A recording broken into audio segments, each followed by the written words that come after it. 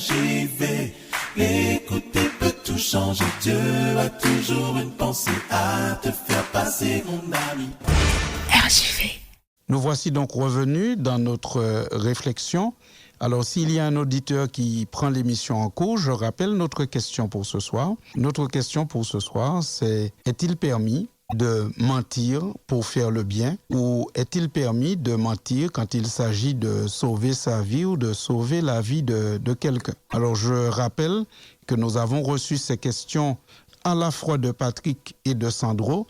Sandro qui avait pris pour base pour sa question 1 Samuel 21, versets 10 à 15, et Patrick qui avait pris pour référence à sa question Josué chapitre 2, verset 5. Alors, avant de lire le texte de 1 Samuel, nous allons essayer de poser quelques bases pour nos futures réflexions. Nous allons nous rappeler quelques principes concernant la Bible et concernant la manière dont fonctionne la Bible et dont nous devrions essayer aussi de fonctionner avec la Bible, la parole de Dieu. Première chose que nous voulons rappeler, c'est que la Bible a pour objet de permettre au lecteur de connaître la divinité. L'objet principal de la Bible, c'est de nous permettre de connaître Dieu. Comment est-ce que la Bible s'y prend pour nous permettre de connaître Dieu? D'une manière assez simple. Dans la Bible, Dieu ne va pas se limiter à faire des discours sur lui-même pour dire « voici comment je suis ». Dieu va plutôt se montrer, se révéler dans la Bible dans son interaction avec des humains. Et donc, au travers de son interaction avec les hommes, ce que nous sommes appelés à découvrir principalement, ce n'est pas tant la nature humaine, mais plutôt Dieu. La référence dans la Bible, ce n'est pas l'humain qui est en interaction avec Dieu, mais c'est Dieu. Alors, je vous rappelle ces deux versets dans l'évangile de Jean, chapitre 5, verset 39, où la Bible dit « Vous sondez les Écritures, parce que vous pensez avoir en elles la vie éternelle. Ce sont elles qui rendent témoignage de moi. » Et c'est Jésus qui parlait. Jésus disait que nous sondons les Écritures, mais en fait, les Écritures rendent témoignage de Jésus. Les Écritures sont là pour nous révéler Jésus. Encore, nous lisons dans Jean, chapitre 17, au verset 3, « Or, la vie éternelle, c'est qu'ils te connaissent, toi, le seul vrai Dieu, et celui que tu as envoyé, Jésus-Christ. » Donc, vous voyez, ces deux versets confirment ce que nous venons de dire. La Bible a pour objet principal de révéler Dieu et son caractère, mais la Bible révèle Dieu au travers de récits qui montrent comment Dieu interagit avec les hommes, et par ses actions, par ses histoires, eh bien, nous faisons connaissance avec notre Dieu et nous savons quel est son caractère. Parfois, le comportement de l'homme qui est dans une histoire biblique peut être un exemple à suivre ou parfois un exemple à ne pas suivre. C'est parfois l'exemple qu'il ne faut pas suivre. Deuxième élément que nous voulons établir avant d'entrer directement dans les textes qui nous sont proposés ce soir, c'est que nous voulons reconnaître qu'il y a dans la Bible des textes, des passages, des récits qui sont parfois un peu difficiles à comprendre, qui peuvent poser question, voire même poser problème. Mais il y a une chose aussi incontestable dans la Bible. Il n'y a aucun thème essentiel qui soit pas expliqué clairement. Comprenons bien. Oui, il y a certains passages, certains textes de la Bible qui peuvent être difficiles, certains récits que nous avons besoin de beaucoup de temps pour les comprendre. Mais dans la Bible, tous les thèmes essentiels liés au salut, à la manière de vivre avec les autres ou à la manière d'être en relation avec Dieu, tous ces thèmes-là sont clairement révélés. Donc, lorsque nous tombons sur un passage un peu difficile, un passage un peu compliqué, un passage où nous nous posons des questions, eh bien, la démarche serait de voir quel est le thème de ce passage, quel est le thème de ce récit, et d'abord commencer par chercher dans la Bible ce que la Bible dit très clairement sur le thème. Et ensuite, on revient au passage en question, on revient au récit qui nous poserait problème, et à partir de ce que nous avons compris, qui est clairement révélé sur ce thème, cela nous permet de comprendre le passage un peu difficile. Alors ici, ce soir, notre thème, c'est la question du mensonge. Parce que je vous rappelle que nos auditeurs nous demandaient, en se basant sur 1 Samuel 21, 10 à 15, et sur l'histoire de Rahab dans Josué chapitre 2, est-ce qu'il est permis de mentir pour faire le bien? Est-ce qu'il y aurait des moments où on peut mentir, etc. Eh bien, concernant le mensonge, la Bible ne peut pas être plus claire. La Bible dit clairement que le mensonge n'est pas une pratique que le chrétien devait cultiver. La Bible dit clairement que le mensonge n'est pas une pratique acceptable aux yeux de Dieu par le chrétien. On va prendre deux textes. On ne peut plus clair. D'abord, on ira dans l'épître de Paul aux Éphésiens. Aux Éphésiens au chapitre 4, au verset 25. Voici ce que l'apôtre nous dit. C'est pourquoi renoncez au mensonge et que chacun de vous parle selon la vérité à son prochain, car nous sommes membres les uns des autres. Vous êtes d'accord avec moi, chers auditeurs, que c'est clair. La Bible dit renoncez au mensonge. Le mensonge n'est pas une pratique, n'est pas quelque chose qui plaît au Seigneur. Ensuite, dans Apocalypse chapitre 22, verset 15, dans Apocalypse chapitre 22, au verset 15, la Bible nous dit ceci. Dehors les chiens, les enchanteurs, les impudiques, les meurtriers, les idolâtres et quiconque aime et pratique le mensonge. Quiconque aime et pratique le mensonge, d'après Apocalypse 22, verset 15, n'aura pas sa place au paradis, n'aura pas sa place dans le royaume de Dieu. Maintenant, ceci étant été établi, allons voir l'histoire dont il est question et nous allons essayer de comprendre cette histoire par rapport à cette vérité claire concernant le mensonge que nous avons déjà compris. Donc, commençons par le premier texte, 1 Samuel, chapitre 21. Et si vous n'êtes pas en voiture, si vous ne conduisez pas, eh bien, je vous invite à prendre ce texte, 1 Samuel, chapitre 21. Et pour bien comprendre l'histoire, nous lirons à partir du verset 10. 1 Samuel, chapitre 21, à partir du verset 10. La Bible dit, David se leva et s'enfuit le même jour loin de Saül. Il arriva chez Achish, roi de Gath. Les serviteurs d'Achish lui dirent, n'est-ce pas là David, le roi du pays? N'est-ce pas celui pour qui l'on chantait en dansant? Saül a frappé ses 1000 et David ses 10 000. David prit à cœur ces paroles et il eut une grande crainte d'Achish, roi de Gath. Il se montra comme un fou à leurs yeux et fit devant eux des extravagances. Il faisait des marques sur les battants des portes et il laissait couler sa salive sur sa barbe. Achish dit à ses serviteurs, « Vous voyez bien que cet homme a perdu la raison. Pourquoi me l'amenez-vous? Est-ce que je manque de fou pour que vous m'ameniez celui-ci et me rendiez témoin de ses extravagances? Faut-il qu'il entre dans ma maison? » Nous comprenons que David, ici, comme dit Sandro dans la question, il a fait une contrefaçon. Il s'est fait passer pour fou alors qu'il ne l'est pas. Pourquoi fait-il cela? Alors, premièrement, il faut noter que ce n'est pas Dieu qui lui demande de faire cela. Ce n'est pas Dieu qui demande à David de mentir ou de faire cette contrefaçon. Deuxièmement, ce qu'il faut remarquer, c'est qu'à aucun moment le récit ne dit qu'il obtient un bon point pour son action, qu'il obtient un satisfecit de la part de Dieu en lui disant « Bravo de ce que tu as fait, j'apprécie, c'est bien ». Le récit ne dit pas cela non plus. Ceci étant dit, pourquoi fait-il cela? Eh bien, David fait cela et il y a un verset qui nous éclaire, c'est que David a eu peur. Il a eu une grande crainte au verset 12, 1 Samuel 21, verset 12. David arrive chez Achish. Rappelons-nous le contexte général de la vie de David à ce moment. David a été reconnu comme roi déjà, mais le roi en place, Saül, le persécute. Il est persécuté depuis un moment.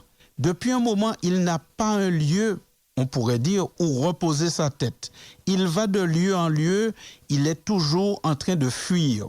Et voici qu'il décide même d'aller chez Achish, roi de Gath. Donc il va chez d'autres personnes, il n'est même plus en Israël. Et voici que, à ce moment, lorsqu'il arrive là, il se rend compte qu'il est connu.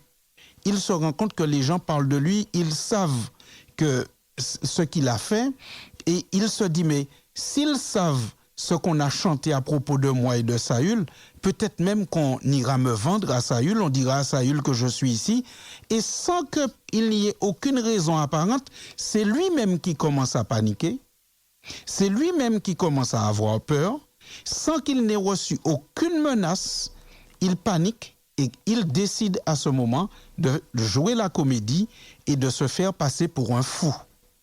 Mais ce qui est intéressant, c'est que ce que David fait ici, c'est une forme de mensonge, oui, tout à fait, Sandro, c'est une forme de mensonge. Mais ce qu'il fait ici, il ne va pas lui-même se glorifier plus tard de ce qu'il a fait. Et nous allons voir le commentaire qu'il fait lui-même de cette action dans le psaume 34.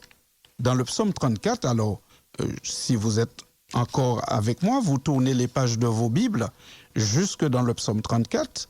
Et là, on va retrouver David qui commente ce qu'il a fait lui-même.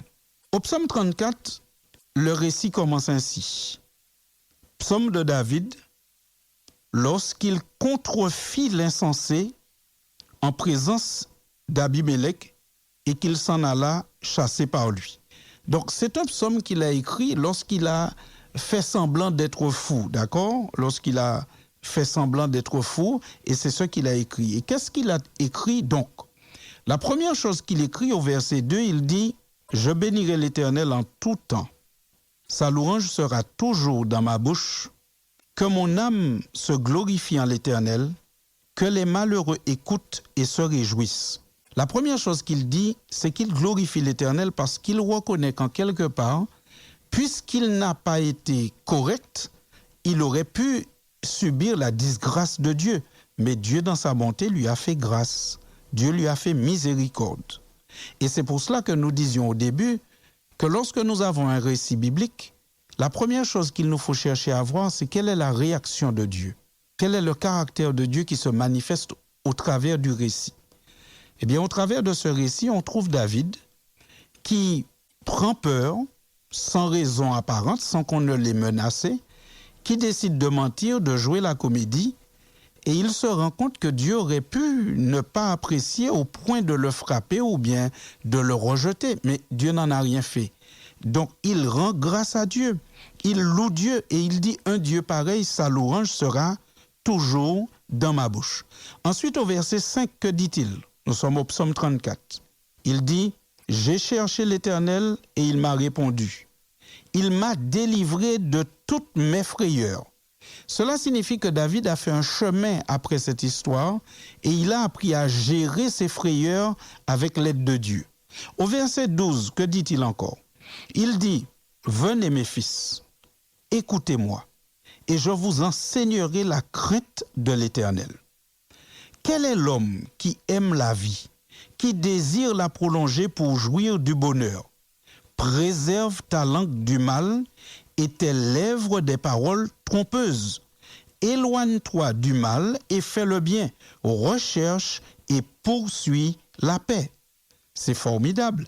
On voit ici que David, après avoir lui-même menti, entre guillemets, pour sauver sa vie, eh bien, maintenant, le conseil qu'il donne à ses fils après cette expérience, la Bible dit, le conseil qu'il donne, puisqu'il appelle les gens à l'écouter, venez au verset 12, écoutez-moi et je vous enseignerai la crainte de l'Éternel. Et il dit que celui qui aime la vie et qui désire la prolonger, eh bien, qu'il préserve sa langue du mal et ses lèvres des paroles trompeuses. Donc David en a tiré leçon de toute cette histoire. Et la leçon qu'il tire, eh bien, c'est pas comme cela que je dois agir quand j'ai peur. C'est pas comme ça que je dois agir quand je suis menacé. La preuve, c'est que quand on retourne dans le livre de Samuel maintenant, toujours dans le premier livre de Samuel, parce qu'il y en a deux, quand on retourne dans le premier livre de Samuel, on se rend compte que David, quelque temps après, il est retourné chez Akish, l'homme dont il avait si peur, et ça l'avait poussé à mentir. Quelque temps après, il retourne au même endroit. Donc, nous étions dans la première partie dans 1 Samuel 21, Et pour la deuxième partie, nous allons dans 1 Samuel 27. Dans 1 Samuel 27, on constate que David retourne, il va encore une fois trouver refuge chez cet homme.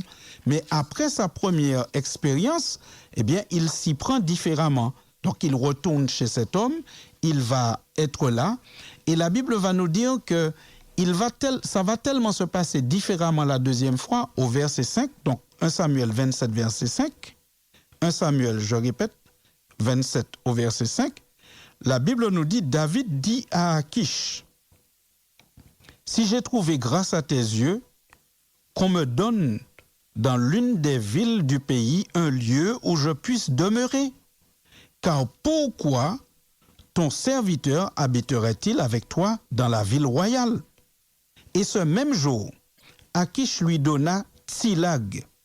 C'est pourquoi Tsilag a appartenu au roi de Juda jusqu'à ce jour.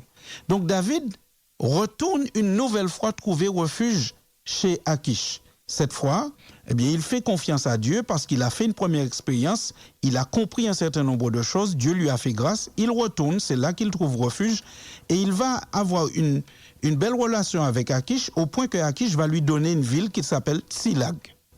Mais vous allez noter que cette ville que Akish lui a donnée, quelques chapitres plus loin, dans 1 Samuel 30, eh bien, quelques chapitres plus loin, cette belle ville qui lui avait été donnée, cet espace où il habitait avec tous ces gens, sera pillé et toutes les personnes qui sont là vont être emmenées en captivité.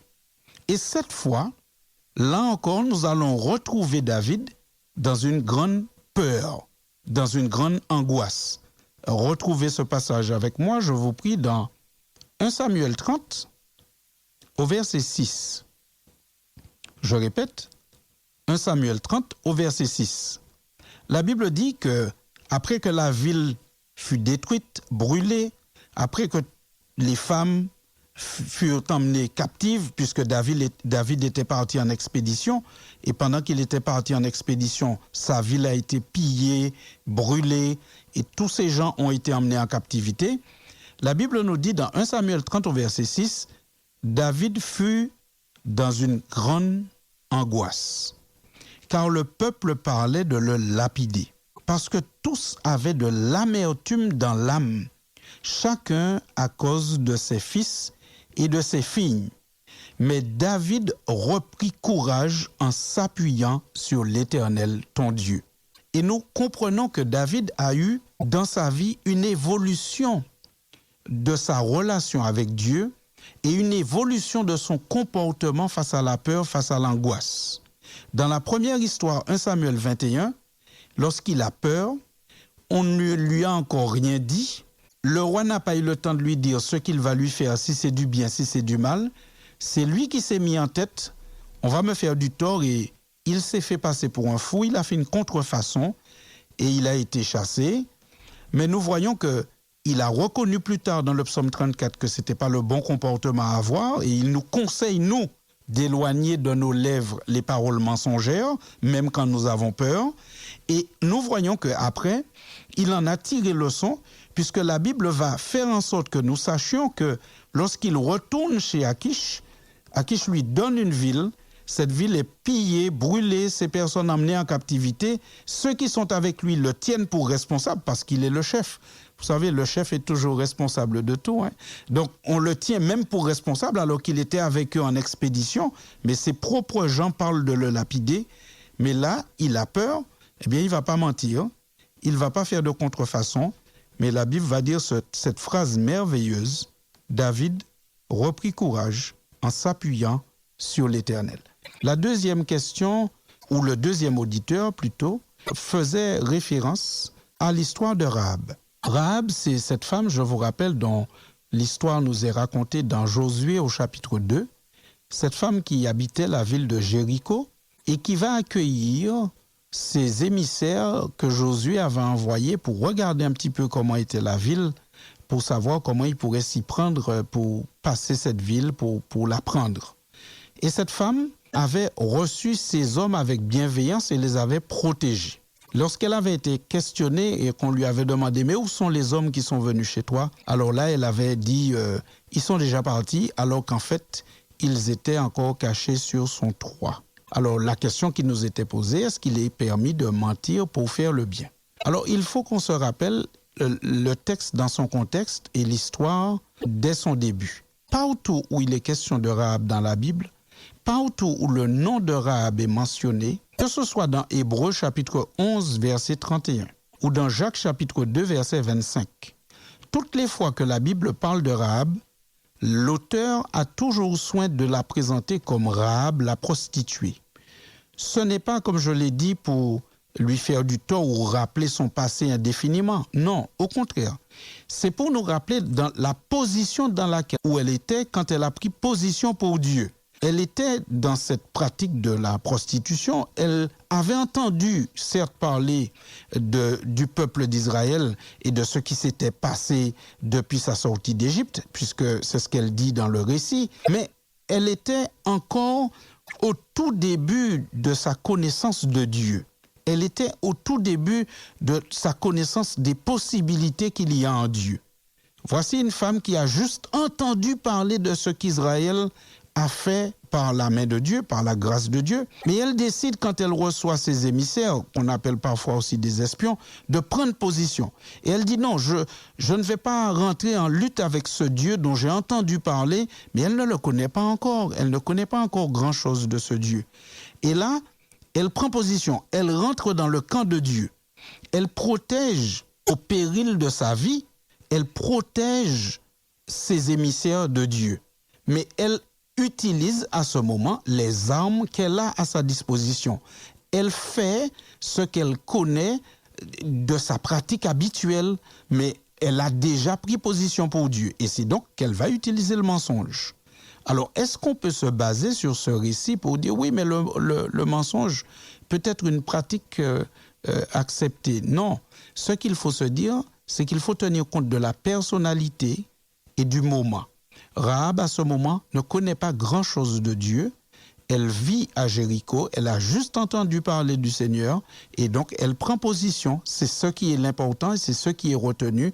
Et elle fait avec les moyens de connaissance qu'elle a à ce moment. Elle a une foi qui est très naissante, mais qui commence déjà à s'affirmer et elle va mentir.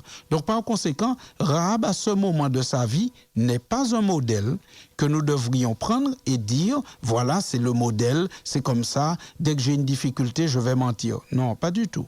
Par contre, puisque la Bible a pour objet principal de nous révéler le caractère de Dieu, eh bien ce que nous retenons de cette histoire, c'est comment Dieu, dans son amour et dans sa bonté, est capable d'intégrer n'importe quelle personne dans son peuple et de recevoir n'importe qui dans son ministère à partir du moment où la personne prend une position claire.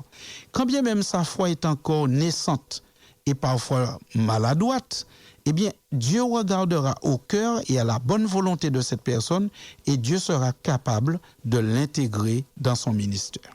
Alors ce que nous dirons maintenant en conclusion, c'est que premièrement ces deux histoires, que ce soit l'histoire de Rahab ou l'histoire de David dans sa première visite à Akish, dans 1 Samuel 21, ces deux histoires, ne font pas l'apologie du mensonge. Elles révèlent plutôt la bonté et la miséricorde de Dieu. Un Dieu qui est capable de prendre en considération le contexte de quelqu'un, de prendre en considération le moment que vit la personne, de faire grâce et de faire miséricorde. La deuxième chose que nous apprenons de cette histoire, c'est que ce qui fait un homme de Dieu, parce que la Bible dit que David était un homme de Dieu, mais ce qui fait d'une personne un homme de Dieu, c'est sa capacité à reconnaître ses fautes, ses faiblesses et à demander pardon, à reconnaître ses fautes et ses faiblesses et à changer, à laisser le Saint-Esprit transformer sa vie, ses pratiques, ses croyances et laisser le Saint-Esprit nous fortifier. C'est ce qui fait de nous des hommes et des femmes de Dieu. Ce n'est pas parce qu'on serait impeccable depuis toujours. David est un homme de Dieu, mais on voit comment dans sa vie, il y a eu une évolution parce que sa relation avec Dieu a grandi, nous nous rappelons que quand David est devenu roi, il était encore relativement jeune, mais il a fait des expériences heureuses et malheureuses, mais dans toutes ces expériences, il a découvert la bonté de Dieu et il a toujours accepté de se laisser reprendre par le Seigneur.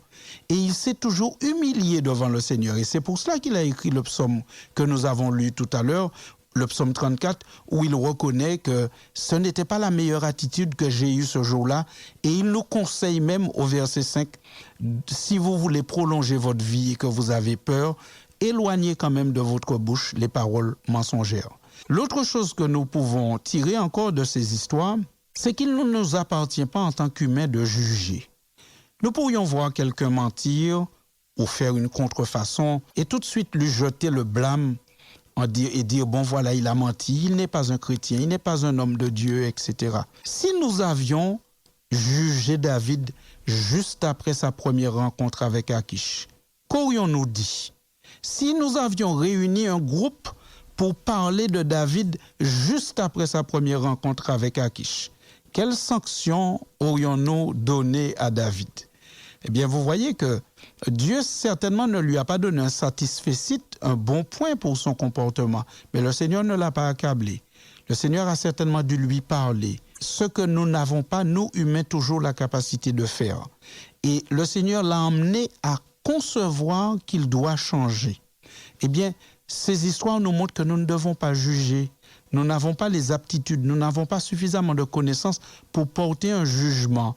Quelqu'un peut faire quelque chose de mal un jour, ça ne veut pas dire qu'il est définitivement mauvais. Nous devons aussi apprendre que dans la Bible, lorsqu'on est véritablement en pleine connaissance de la puissance de Dieu et que notre relation est optimum avec Dieu, eh bien, on n'est pas obligé de mentir ni pour faire le bien, ni pour sauver sa vie, ni pour sauver la vie de quelqu'un.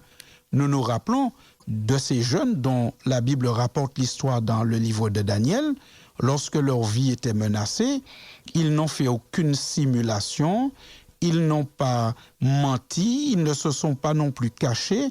On avait interdit à Daniel de prier sous peine de mort. Il n'a pas prié en fermant la fenêtre, il n'a pas prié en se dissimulant, il n'a pas fait de faux semblants. Il a été cash, il a été vrai. Eh bien, à cause de cela, il a été dans la fosse au lion, il a pris le risque. Mais le Seigneur a décidé de l'en délivrer. D'autres ont été vrais également, n'ont pas menti. Et puis, le Seigneur ne les a pas délivrés. Ils sont morts à cause de leur franchise et de leur engagement pour le Seigneur. Mais la Bible nous donne cette assurance que ceux qui meurent parce qu'ils sont dans une relation authentique, franche avec Dieu et qu'ils pratiquent toute la vérité en toutes circonstances, eh bien peut-être qu'ils peuvent mourir à cause de leur choix, à cause de leur franchise, mais ils ont cette assurance que Dieu est capable de les ressusciter et ce qu'ils n'ont pas accompli comme jour sur la terre, eh bien ils accompliront ces jours-là dans le royaume de Dieu. Dieu est aussi capable, lorsque nous le connaissons vraiment, il est aussi capable de faire des choses merveilleuses. Par exemple, si nous avons caché quelqu'un chez nous qui serait persécuté, eh bien nous pouvons peut-être, comme Rahab, mentir et dire il n'est pas là. Mais si nous disons cela, le persécuteur, rien ne l'empêchera peut-être d'entrer et de vérifier quand même s'il n'est pas là. Nous pouvons aussi dire, écoutez, vous me demandez s'il est là, mais entrez donc et vérifiez par vous-même. Peut-être que cette phrase, pleine de simplicité, peut faire que le persécuteur s'en aille en disant, c'est pas la peine qu'on perde notre temps. Mais peut-être aussi qu'il peut rentrer, trouver la personne qu'il cherchait, mais là nous croyons que même s'il tue cette personne, mais si elle meurt dans la foi dans le Seigneur, nous croyons que le Seigneur la ressuscitera pour la vie éternelle. Et aussi, ils peuvent entrer, fouiller partout, et la personne peut être assise tranquillement sur un fauteuil, les pieds croisés, et puis il ne voit pas la personne parce que le Seigneur peut faire en sorte que cette personne ne soit pas visible à leurs yeux.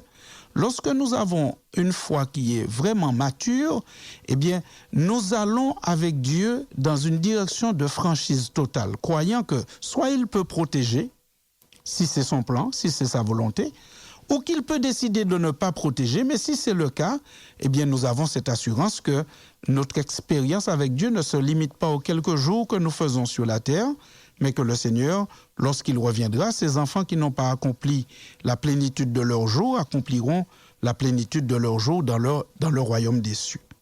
Et enfin, pour terminer, j'aimerais, chers auditeurs, vous rappeler ce commandement qui fait partie des 10 commandements et qui dit « Tu ne prononceras pas de faux témoignages contre ton prochain. Ne témoigne pas faussement contre ton prochain. » C'est ce commandement que nous avons. Eh bien, notez bien comment le commandement est présenté. Ce que Dieu condamne par-dessus tout, c'est le mensonge qui a pour objet d'enfoncer quelqu'un.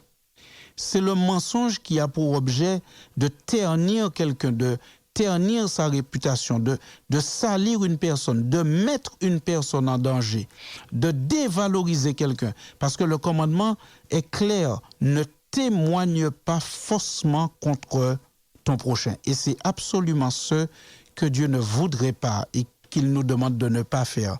Dieu nous demande de ne jamais faire partie de ceux qui mentent, mais qui mentent dans le but d'écraser quelqu'un, d'avilir quelqu'un, de le salir. Cela, ça déplaît particulièrement à Dieu, mais non seulement ça déplaît à Dieu, mais ça brise.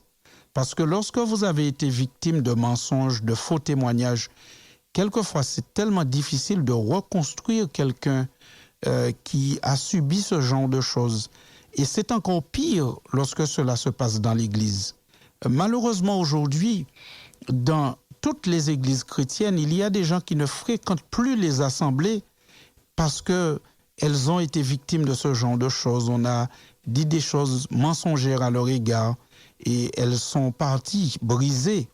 Et quelquefois, les personnes qui ont commis ce genre de mensonges n'ont pas jusqu'à présent trouvé la force d'aller demander pardon à l'autre. Mais si tel a été le cas dans nos vies, eh bien, nous devons faire cela. Nous devons aller vers ces personnes et leur dire publiquement pardon et tenter de les ramener à Dieu et les ramener à fréquenter la communauté. Et si jamais, toi qui m'écoutes en ce moment, tu as été victime d'une chose pareille, on a dit des mensonges à ton égard, eh bien, souviens-toi que parfois, ceux qui sont dans l'Église peuvent parfois avoir des voies, des pratiques qui ne sont pas celles que le Seigneur recommande, mais ce n'est pas pour autant que tu dois abandonner ton Dieu, car Dieu est un Dieu bon, un Dieu qui fait grâce et qui fait miséricorde. Que Dieu nous bénisse. RJV, l'écouter peut tout changer. Dieu a toujours une pensée à te faire passer, mon ami. RJV.